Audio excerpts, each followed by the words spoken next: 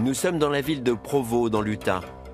Ici, 90% de la population est mormon. Dans ce bâtiment en face de l'université d'État, comme tous les derniers mercredis de chaque mois, 1200 jeunes sont déposés par leur famille dans le centre de formation des missionnaires. Ils partent pour une mission de 2 ans pour les garçons et d'1 an et demi pour les filles, une période pendant laquelle ils ne reverront plus leurs parents. Ils ont entre 18 et 20 ans. Pour les familles, la tristesse se dispute à la fierté. Chez les Mormons, la mission n'est pas une obligation, mais un sacrifice volontaire. Elle part en Allemagne, à Berlin, et elle sera là-bas pour 18 mois. C'est long, mais ça vaut le coup.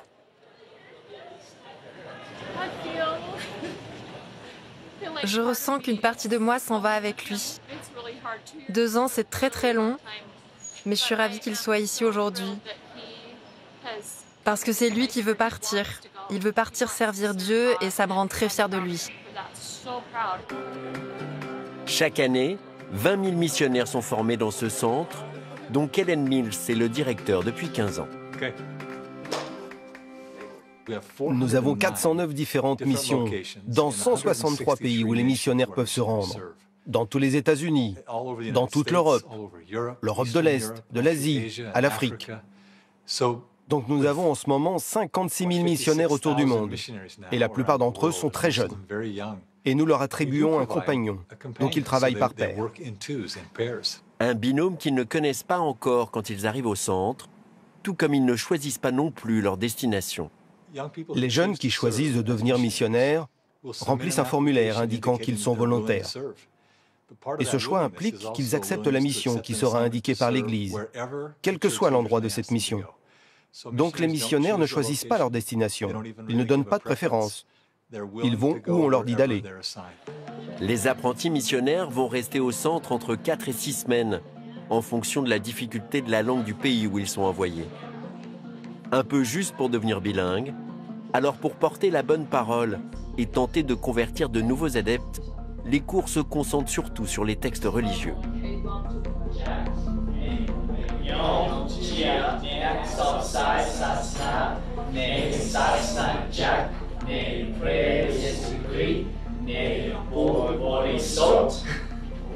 Ce qu'on leur apprend ici, c'est de pouvoir se créer des relations avec des personnes, de rencontrer quelqu'un, de pouvoir expliquer qui ils sont et d'apprendre davantage sur la personne.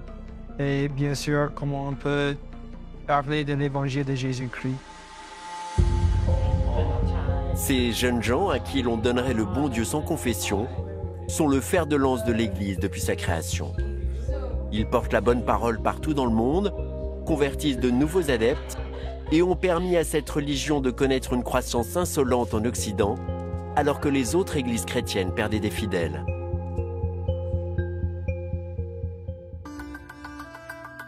Et parmi ces adeptes, il y a des personnalités très connues. La famille de l'acteur Ryan Gosling en faisait partie, tout comme celle de la chanteuse Christina Aguilera. Stephanie Meyer, l'autrice de la série de livres à succès Twilight, est une fidèle. Tout comme le chanteur Dan Reynolds, leader du groupe Imagine Dragons. Certains de ces adeptes sont aussi politiciens, comme Mitt Romney, candidat républicain à la présidence des États-Unis en 2012. Les missionnaires font partie de l'imagerie des Mormons. Il y a une autre image qui colle à la peau de l'Église, la polygamie. Officiellement, l'Église a cessé cette pratique depuis 1890, et pourtant toutes les séries récentes de fiction qui mettent en scène des familles mormons comme Big Love,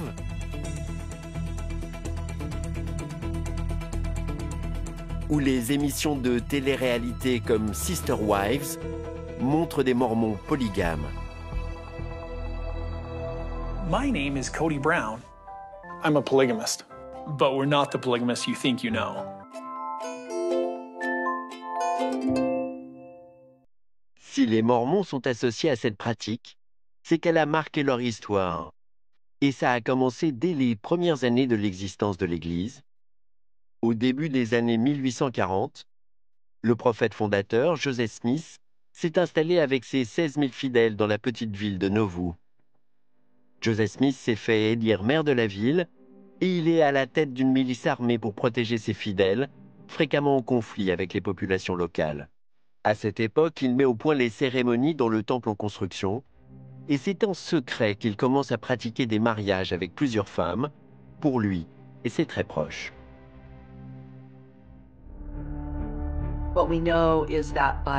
Ce qu'on sait, c'est qu'en 1841, très vite après l'installation à Nauvoo, il s'est uni à sa deuxième femme et a commencé à enseigner ce principe discrètement, prudemment, à ses plus proches associés. Et de là, ça s'est propagé progressivement et discrètement chez ses disciples les plus proches dans les années 1840. Et je pense qu'il savait que le mariage pluriel avait le potentiel d'être extrêmement controversé et de rencontrer une forte opposition.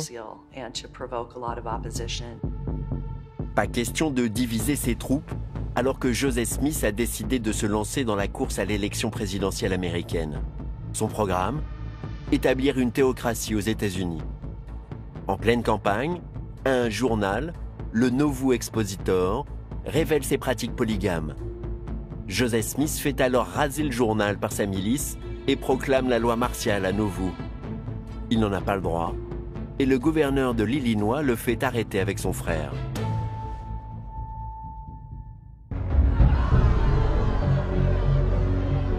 Le 27 juin 1844, une foule armée attaque le bâtiment où ils sont détenus. Joseph Smith est abattu de plusieurs balles et défenestré. La presse annonce la mort d'un fanatique religieux. Pour ses fidèles, c'est celle d'un martyr et prophète. Son église est décapitée, en pleine crise de succession. Grosso modo, la ligne de fracture s'établissait sur la question du mariage pluriel. Ceux qui l'avaient accepté et pratiqué, et ceux qui s'y opposaient. Et parmi ceux-là, il y avait la femme de Joseph, Emma, et certains dirigeants de Kirtland. Et ceux qui l'acceptaient étaient menés par Brigham Young. L'Église doit quitter Nauvoo. Brigham Young part vers l'ouest à la recherche d'un nouveau lieu pour s'installer avec les fidèles qui le suivent. Le 24 juillet 1847, ils arrivent au bord d'un lac salé, un territoire vaste où aucun fermier blanc n'est encore installé. Brigham Young décide d'établir l'église sur ces terres qui appartiennent à l'époque au Mexique et d'y fonder la théocratie rêvée par Joseph Smith. Salt Lake City et l'Utah deviendront le centre névralgique de l'église de Jésus-Christ des Saints des derniers jours.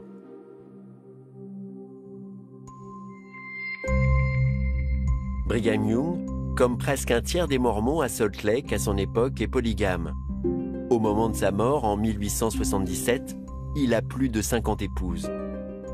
Une polygamie qui va poser problème, car depuis 1862, c'est devenu un crime aux États-Unis, et le gouvernement veut que les Mormons cessent cette pratique. En 1890, face à la menace d'une guerre et de la confiscation de tous les biens de l'Église, Wilford Woodruff, le nouveau président prophète, a une révélation. Dieu lui demande d'arrêter la polygamie, ce qui va provoquer une nouvelle crise au sein de l'Église.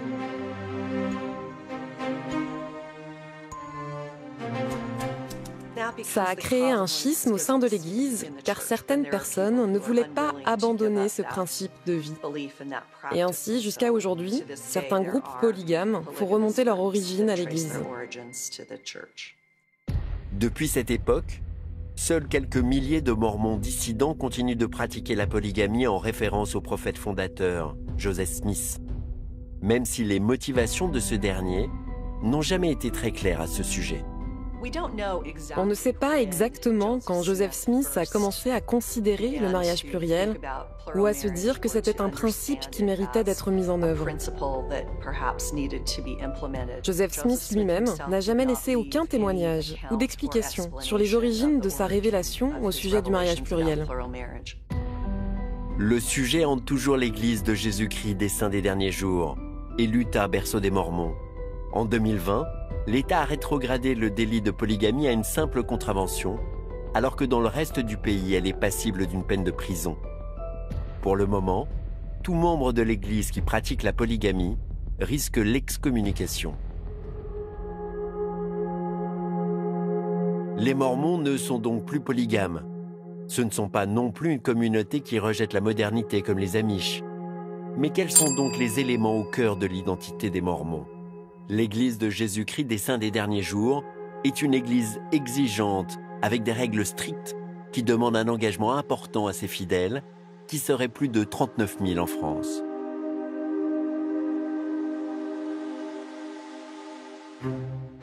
Nous sommes en banlieue parisienne.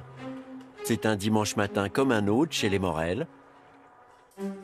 Cédric, Carole et leurs 3 enfants. Sur la table, du pain, du lait, mais pas de café ni de thé. Ce n'est pas une affaire de goût, c'est une question de religion. Chez les Mormons, ces boissons sont interdites depuis le fondateur de l'Église, Joseph Smith. Bon, bon appétit les enfants, on va faire la prière? Oui. Robin, tu fais la prière? Oui. Allez, vas-y. Père céleste, merci pour manger le petit déjeuner. Merci pour... Au nom de Jésus-Christ. Amen. Au nom de Jésus-Christ. Amen. Merci Robin.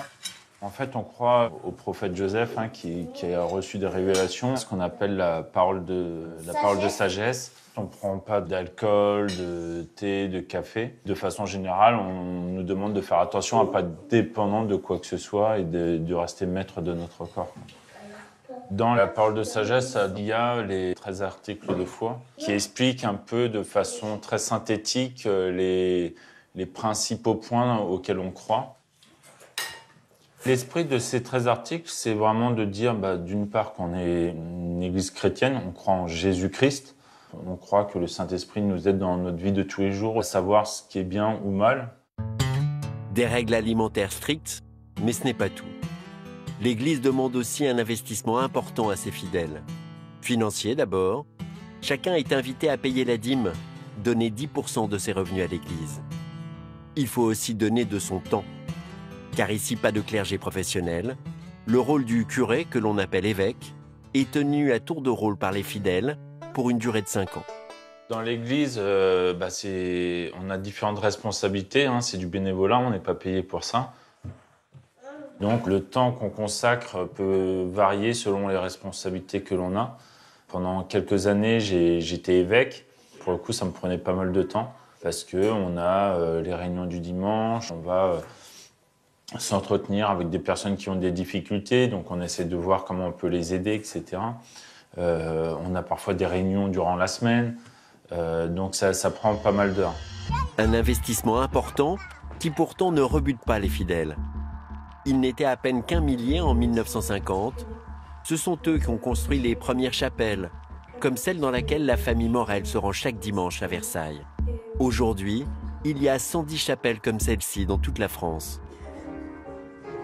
À première vue, les cérémonies de l'Église de Jésus-Christ des Saints des Derniers Jours ressemblent à celles des autres religions chrétiennes dont elles se revendiquent.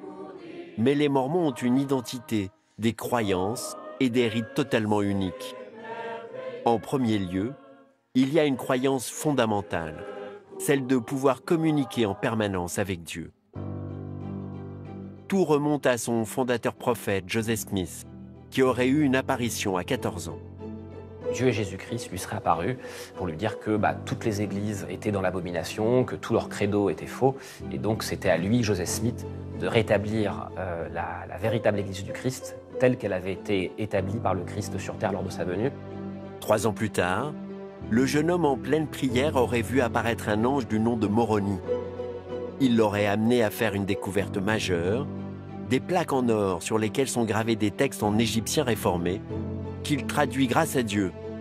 Ça peut paraître incroyable aujourd'hui, mais dans l'époque mystique et très religieuse de la Nouvelle-Angleterre du 19e siècle, c'était une histoire crédible.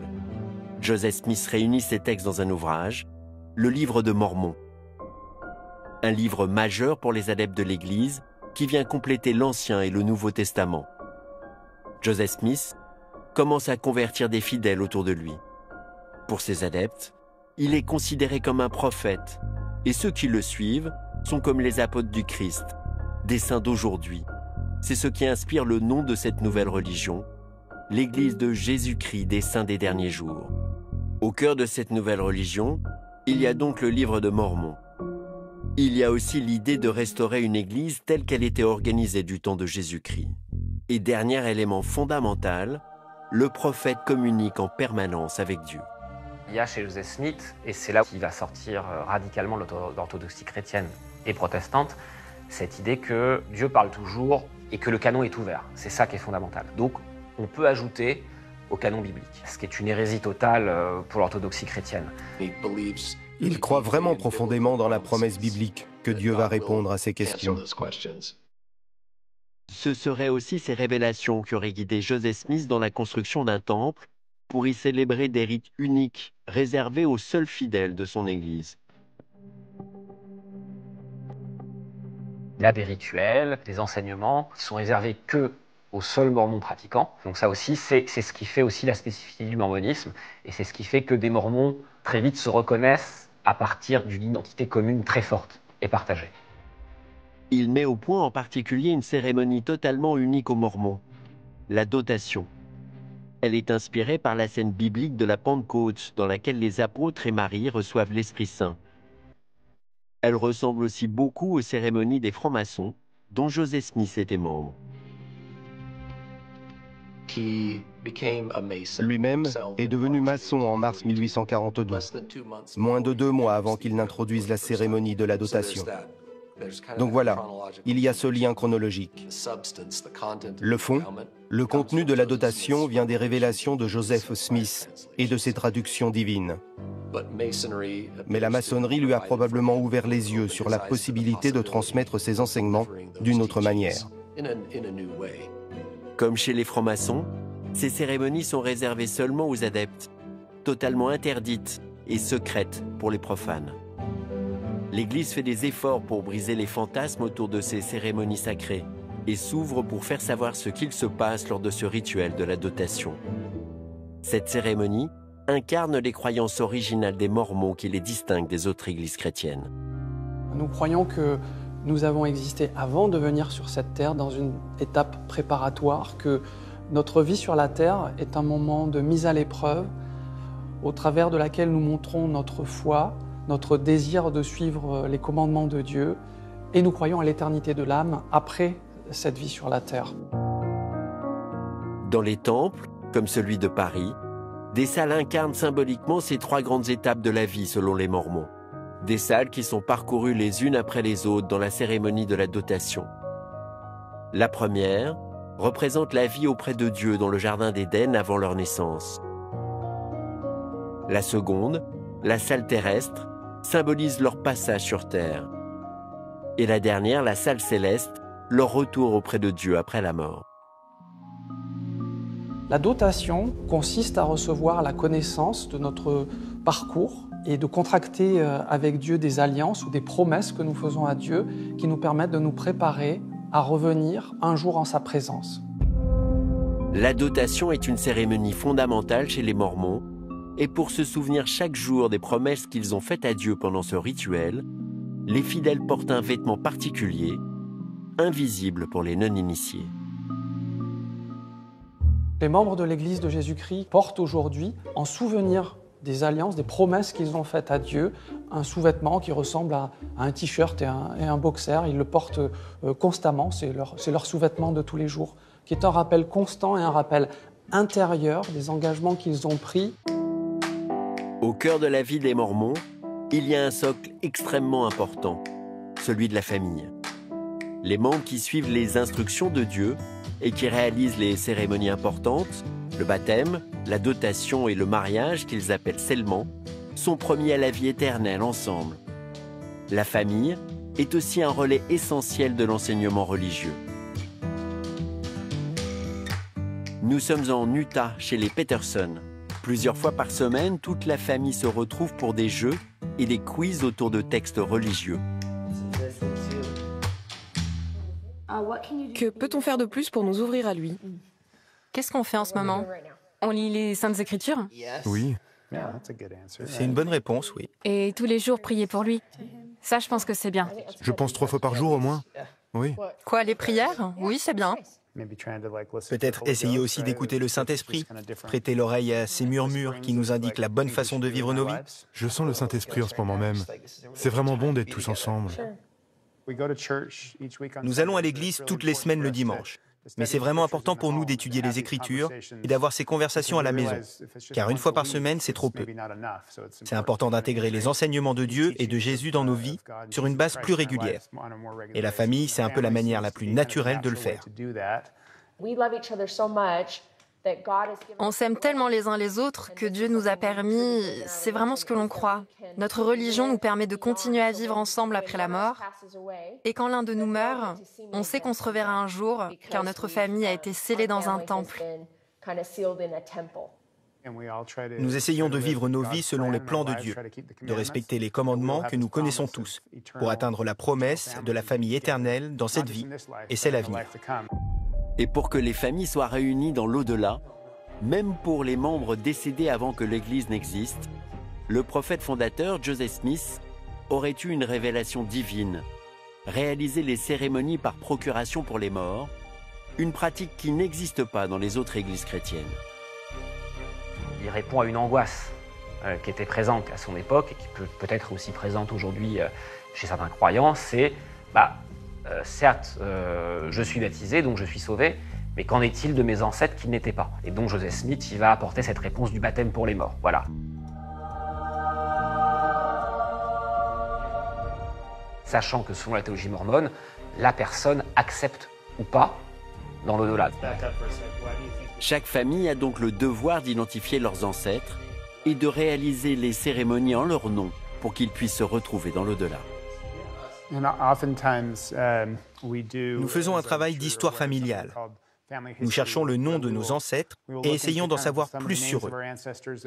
Et si on se rend compte qu'ils n'étaient pas membres de l'Église, ou alors qu'ils sont très loin dans les lignées, s'ils sont du XVIe ou XVIIe siècle, que le temple n'existait pas, qu'ils ne pouvaient pas avoir reçu les ordonnances sacrées, c'est une manière de reconnecter avec eux, de leur faire savoir que nous faisons tous partie d'une très grande famille sacrée.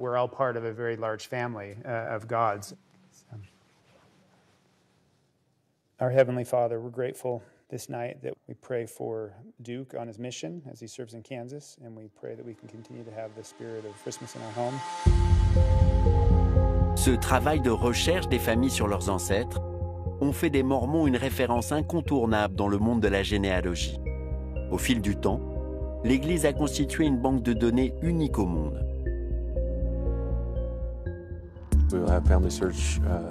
Nous avons des volontaires et missionnaires en recherche familiale qui travaillent avec des institutions locales ou nationales. Et nous leur proposons un partenariat où nous numérisons les archives et leur donnons une copie gratuitement pour qu'ils bénéficient d'une copie de sauvegarde. Et nous utilisons les archives pour notre recherche généalogique.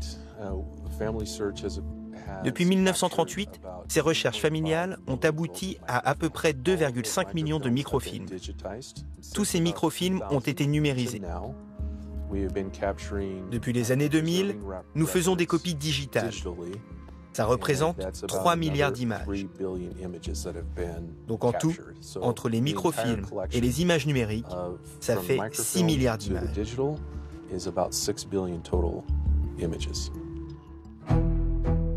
Un travail qui a été réalisé partout dans le monde.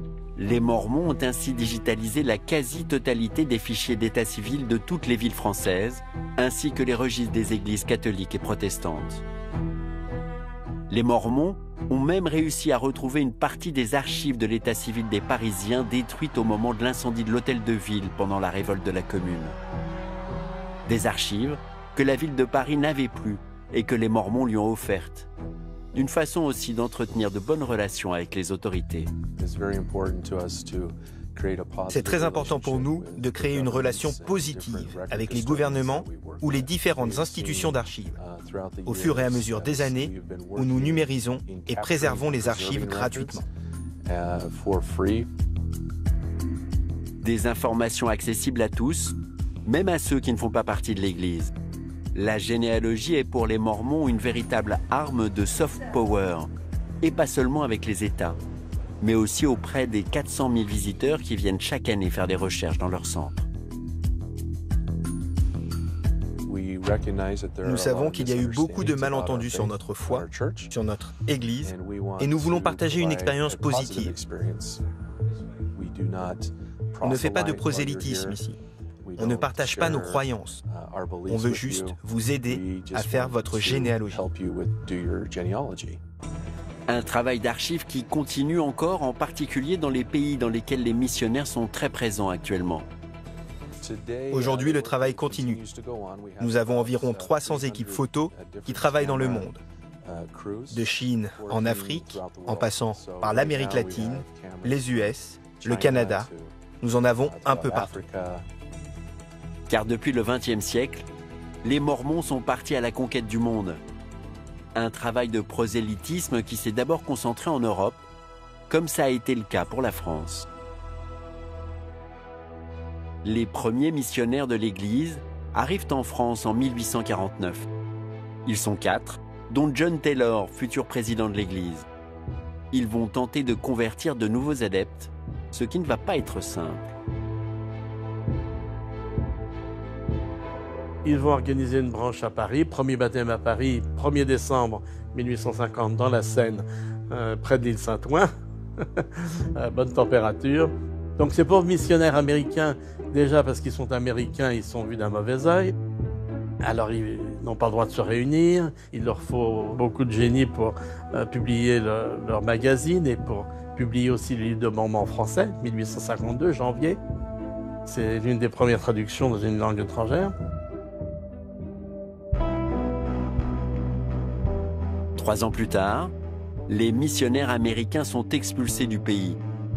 Les Français sont réfractaires aux prêches des missionnaires, ce qui fait écrire à l'un des premiers baptisés français, Louis Bertrand. Les Français sont certainement le peuple le plus sceptique et le plus corrompu d'Europe. Pendant presque un siècle, l'Église en France est quasiment inexistante. Il faut attendre la fin de la Deuxième Guerre mondiale pour que les choses évoluent. Après la Seconde Guerre mondiale, il y a une période, si vous voulez, où évidemment les missionnaires qui sont en majorité américains bénéficient d'une vision sympathique. Et les GI sont arrivés à délivrer la France. C'est aussi à cette époque que l'Église envoie des missionnaires en nombre pour convertir les Européens. En France, l'un des missionnaires est Mitt Romney, futur candidat à l'élection présidentielle américaine en 2012. Mitt Romney vient en mission, si je me souviens bien, il arrive en 67. Jeune missionnaire, il commence au Havre d'ailleurs. Bon, le Havre n'est pas très intéressé en général à l'époque.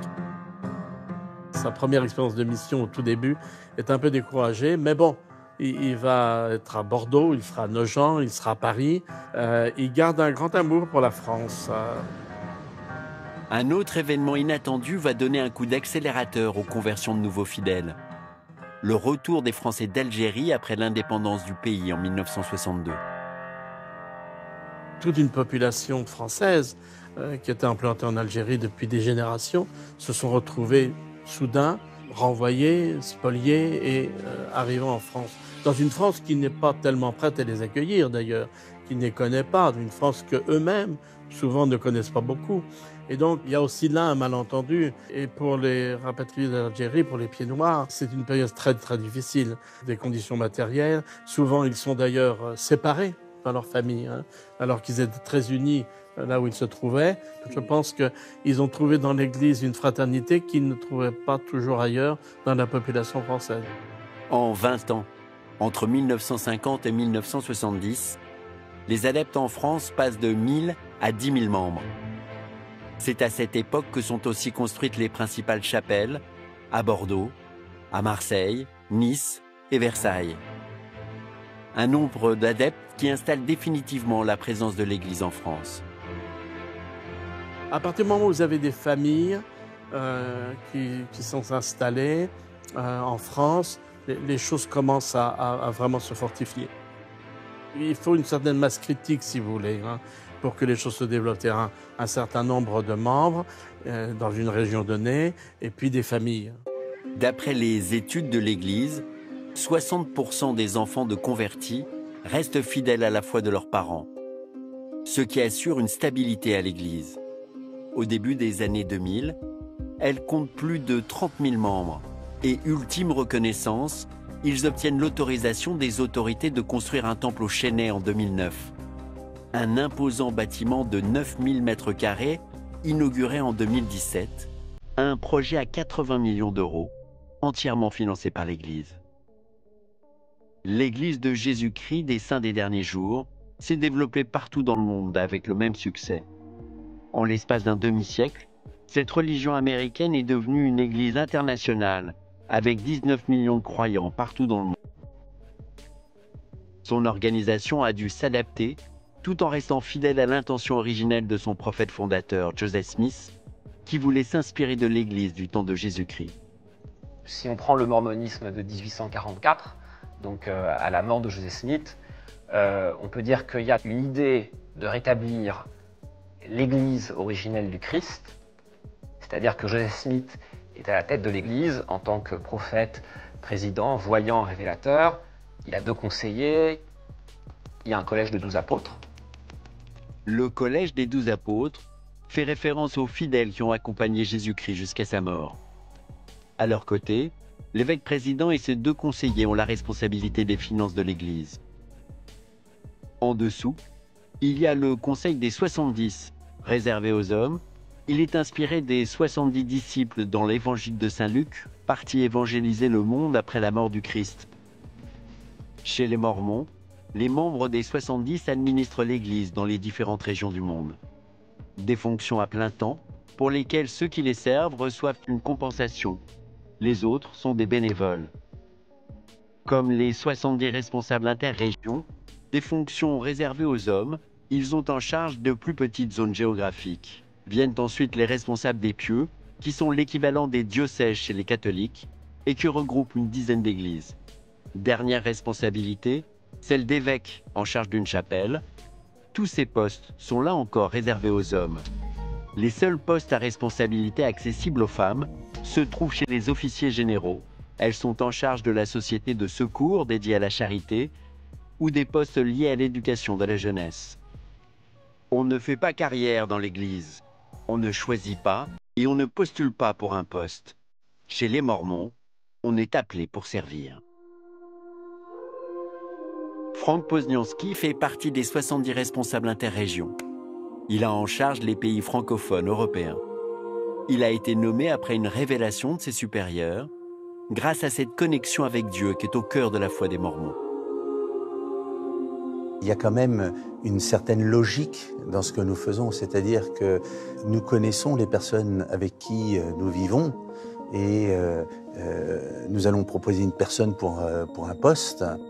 Et à ce moment-là, on va prier et on va essayer de recevoir l'inspiration nécessaire pour savoir si oui ou non cette personne va remplir ce poste ou pas. Ce mode de nomination par révélation est valable pour tous les postes de l'Église, même les plus élevés.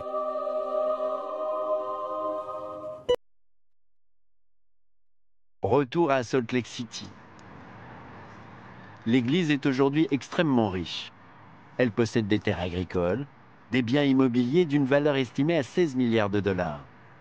Elle a aussi des placements financiers en bourse que les spécialistes ont chiffrés à 40 milliards de dollars. Au total, elle serait à la tête d'une fortune de 100 milliards de dollars. Elle serait la 2e église la plus riche du monde, derrière l'Église orthodoxe grecque. C'est un Français qui a été nommé évêque-président. Son rôle est de gérer les finances de l'Église, le poste le plus élevé jamais occupé par un Français. Gérald Cosset nous a donné rendez-vous dans le stock de l'évêque. C'est ici que sont entreposés les produits qui seront distribués à ceux qui en ont besoin, une œuvre de charité dont il a la responsabilité. C'est le magasin où les personnes viennent avec des bons de commande délivrés par l'évêque pour choisir les produits dont ils ont besoin pour leur famille. La plupart de ces produits sont produits par l'Église. Le système de production de l'Église produit environ 50 000 tonnes de nourriture par an et à peu près la moitié de ce tonnage est utilisé par ces magasins d'évêques. 125 magasins d'évêques ici aux États-Unis. Et le reste est livré à des banques alimentaires partout dans le pays, en Amérique du Nord. En plus de ces magasins, l'Église dépense un peu moins d'1 milliard de dollars chaque année dans des œuvres caritatives partout dans le monde. Cet argent vient de la dîme, 10% des revenus que les fidèles versent à l'Église. En plus des œuvres de charité, cet argent sert à financer les besoins de l'Église partout dans le monde. Oui, c'est vrai que l'Église est une organisation qui a une certaine prospérité. Ça n'a pas toujours été le cas dans son histoire. Cet argent est ensuite investi de la façon dont on appelle ça en français, bon père de famille. C'est vrai que ça nous permet d'avoir aussi des fonds qui nous permettent de nous préparer pour le futur. La création et la construction de temples, d'églises, tout cela demande beaucoup d'argent, mais ces fonds ne sont utilisés uniquement, et j'insiste là-dessus, uniquement pour la mission de l'Église. Il n'y a pas d'autres objectifs. Nous n'avons pas d'objectif financier, nous ne sommes pas une institution financière. Notre rôle, c'est d'être une Église, l'Église du Christ, une Église chrétienne. Cet argent a cependant été utilisé aussi pour financer des campagnes aux États-Unis contre le mariage gay et aussi contre l'avortement. Des actions politiques en accord avec les principes moraux de l'Église. Vous pouvez considérer que c'est politique ou c'est pas politique. Pour moi, c'est pas politique. Quand c'est pour promouvoir les principes de l'Évangile qui sont importants pour nous, mais il n'y a pas de politique derrière tout ça. L'Église est totalement neutre sur le plan politique. Si l'Église est neutre politiquement, elle est très conservatrice moralement. En 200 ans, l'Église de Jésus-Christ des Saints des Derniers Jours a réussi l'incroyable pari d'être reconnue dans le monde comme une religion à part entière, au même titre que les autres églises chrétiennes. Mais elle est confrontée aujourd'hui à la même problématique que rencontrent ces églises, la désaffection des jeunes générations qui ne partagent pas leurs valeurs morales. Un problème qui a commencé à apparaître au début des années 90. John Dehlin a grandi dans l'église. Sa famille est arrivée avec les premiers pionniers qui ont fondé Salt Lake. Quand il a 25 ans, il est embauché chez Microsoft à Seattle et c'est là que les premiers doutes apparaissent. J'ai commencé à lire des livres sur l'histoire de l'Église, des livres que l'Église ne voulait pas qu'on lise. Et à ce moment-là, j'ai appris beaucoup de choses sur l'histoire de l'Église qui étaient vraiment troublantes. Comme le fait que le fondateur Joseph Smith avait près de 30 femmes, que certaines d'entre elles avaient seulement 14 ans, que 12 d'entre elles étaient mariées à d'autres hommes. J'ai aussi découvert que certains textes de l'Église n'étaient pas des écrits historiques, mais plutôt des espèces d'œuvres de fiction écrits par Joseph Smith. Et ma foi a été vraiment ébranlée quand j'ai réalisé que l'Église n'était pas ce qu'elle m'avait dit être. Et j'ai aussi réalisé qu'avec Internet, le problème ne pouvait que grandir. John revient en Utah et décide de créer un blog pour donner la parole à celles et ceux qui, comme lui, sont membres de l'Église et se posent des questions. Au fil du temps, son blog connaît un succès de plus en plus important. Une parole publique qui gêne. Il est convoqué dans son église pour y être auditionné. 30 minutes plus tard, la décision est prise. Il est excommunié. Son monde s'écroule. Quitter une religion aussi exigeante que le mormonisme, c'est tout simplement un désastre. On perd son réseau social, ses amis, sa communauté. On peut perdre son emploi. Et c'est rien à côté de son identité, sa moralité qui on est, son chemin existentiel et son but dans la vie. C'est comme si le socle sur lequel votre vie est fondée, d'un coup s'évanouit. Tout s'écroule et vous êtes seul et vulnérable. John continue de donner la parole aux Mormons qui se posent des questions. Comme pour les autres religions, les sujets majeurs sont l'égalité homme-femme et l'acceptation des minorités sexuelles. Mais il y a un autre sujet propre à l'Église, l'histoire des Amérindiens telle qu'elle est racontée dans le livre de Mormon. Cette idée qu'ils seraient les descendants d'une tribu d'Israël. Si la théorie était populaire au XIXe siècle, elle peut être aujourd'hui considérée comme de l'appropriation culturelle et historique. Car le livre de Mormon retrace une histoire étonnante qui se serait passée sur le sol américain et dont les héros sont les ancêtres des Amérindiens. Le livre des Mormons raconte l'histoire d'un clan israélite, une famille qui vit à Jérusalem au temps du prophète Jérémie. Le livre raconte l'histoire de leur départ de Jérusalem, la Terre Sainte.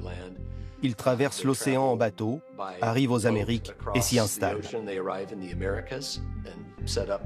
Et ils racontent ce qui leur arrive par la suite. Quand la famille arrive aux Amériques, elle se scinde en deux. Une partie d'entre eux, les Lamanites, se seraient détournés de Dieu et auraient exterminé ceux restés fidèles à leur religion d'origine. Pour les punir de ce crime, Dieu aurait rendu leur peau sombre. Pour les Mormons, ce sont les Lamanites que les colons rencontrent quand ils débarquent sur le sol américain. Une histoire surtout blessante pour les Amérindiens qui ont grandi dans l'Église. C'est le cas de Sarah. Sa mère est originaire d'une tribu de l'Alaska. Elle s'est convertie par amour lorsqu'elle a rencontré son mari mormon. Enfant, Sarah est rapidement confrontée à l'idéologie de l'Église sur ses ancêtres. Elle découvre la malédiction de la peau noire lors de cours d'éducation religieuse, et ça passe parfois par des dessins animés comme celui-ci. Regardez ce qu'a fait mon Père Céleste. Regardez ma peau. N'est-elle pas blanche et jolie? Mon Père Céleste a rendu ma peau blanche. Les Lamanites ont maintenant la peau blanche. C'est super. Je suis si jolie. Ce n'est que des années plus tard, et presque par hasard, que Sarah découvre la véritable histoire des Amérindiens et des pionniers mormons.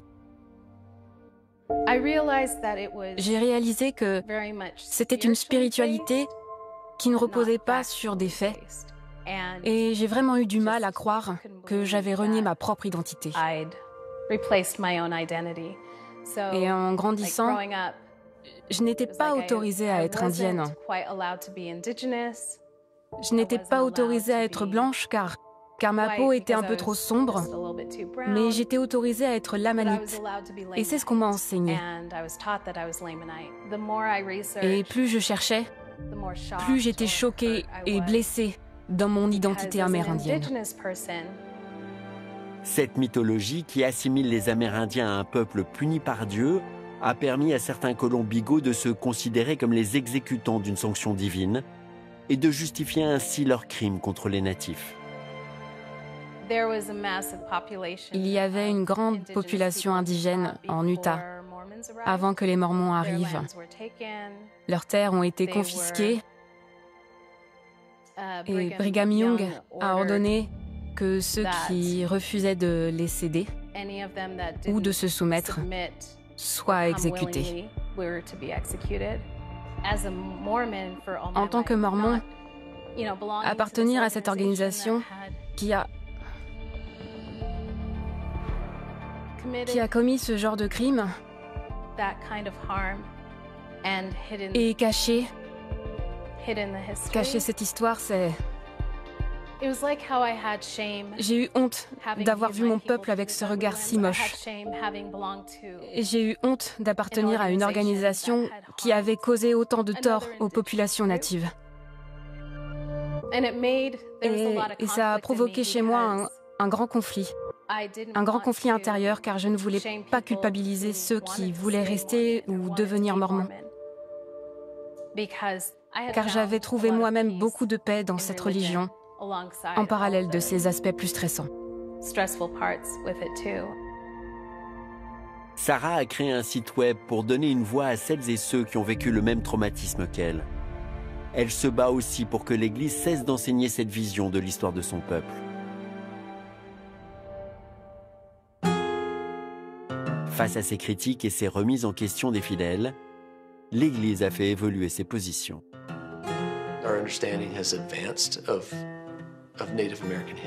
Notre perception de l'histoire des natifs américains et de leurs origines a évolué.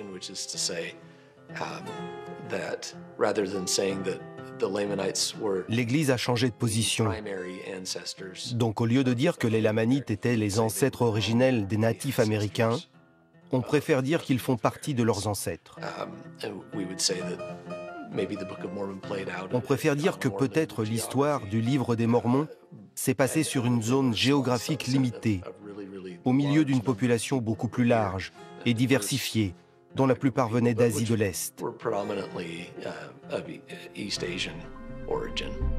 Tout comme elle a fait aussi évoluer sa doctrine sur la malédiction de la peau noire infligée par Dieu, ces textes ne sont plus enseignés aujourd'hui. Les personnes noires de descendance afro-africaine n'avaient pas la prêtrise dans l'église mormone jusqu'en 1978.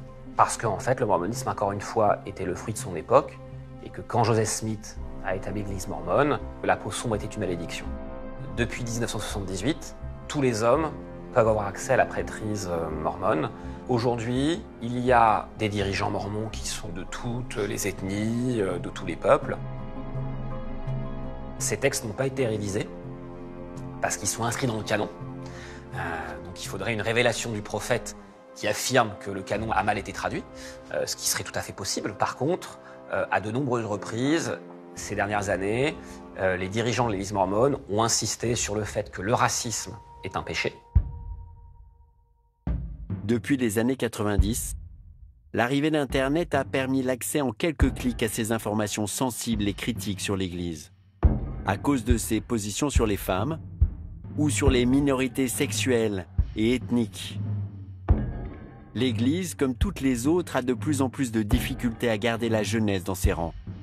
Et même si elle convertit massivement de nouveaux adeptes et gagne du terrain en Afrique ou en Amérique du Sud, son taux de croissance connaît une très forte baisse à cause de la défection des enfants de Mormons.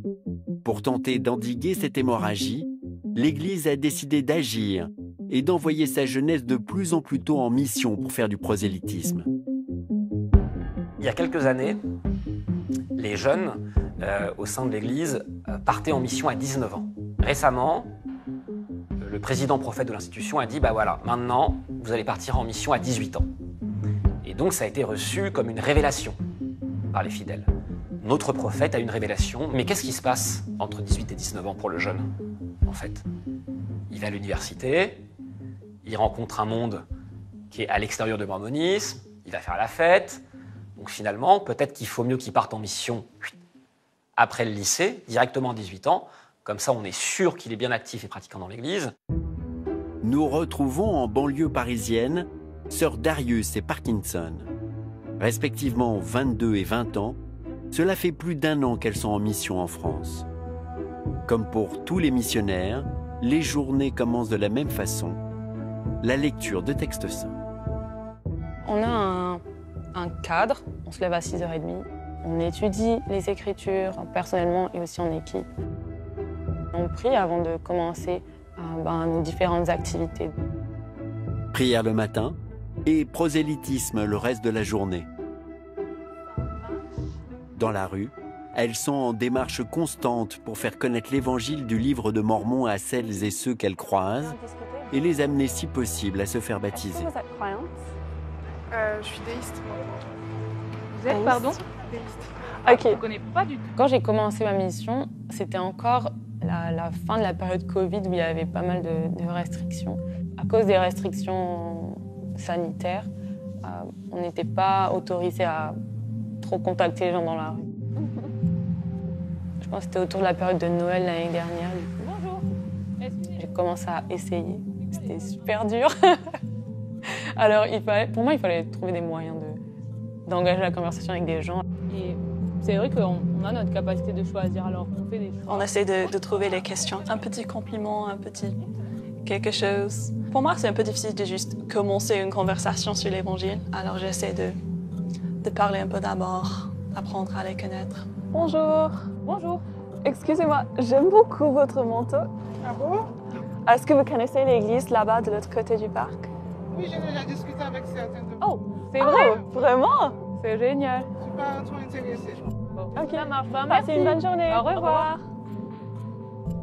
Je sais que le message de l'Église de Jésus-Christ des 5 derniers jours, c'est quelque chose qui peut apporter de la joie dans la vie des gens parce que je l'ai vu dans ma vie et je voulais aider les autres personnes à avoir cette même joie. Après un an à prier, à lire les textes saints et à parler de Jésus-Christ tous les jours, du matin au soir, les premières convaincues, ce sont elles-mêmes. J'ai voulu renforcer mon témoignage de Jésus-Christ et vraiment savoir que je faisais un bon choix en restant pratiquante dans l'Église. Maintenant, j'ai une foi plus précise, si ça a du sens. Je connais mieux mes croyances et je les mets en pratique avec plus de régularité. Je pense que ça m'a aidé aussi à mieux connaître Jésus-Christ,